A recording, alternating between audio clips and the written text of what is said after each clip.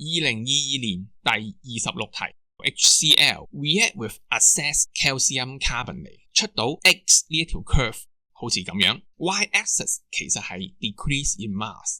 題目問我哋要做啲乜先至可以將條 curve 變成 Y 咁樣。初步分析下幅圖先， X 同 Y 最終都會匯合同一點，即係話佢哋會 decrease same mass， 咁即係 same amount of product form 啦。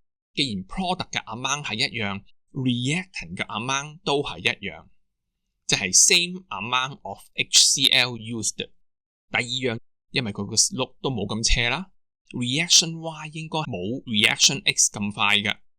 A 係唔係 Y increase in temperature 啊？ increase temperature 咁應該係 faster reaction rate 㗎，有乜理由條 slope 冇咁斜？所以 A 唔啱。 B 係唔係杯 HCl 細杯咗啊？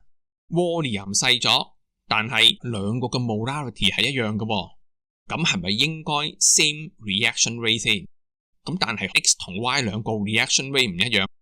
再其次 molarity 一樣，換細咗 volume amount of HCl 下跌，因為 amount of HCl 係 M 乘 V， 冇理由最後會有相同嘅 mass drop， 因為你冇咁多 CO2 出咗嚟㗎嘛。兩句都唔妥。 B 一定錯。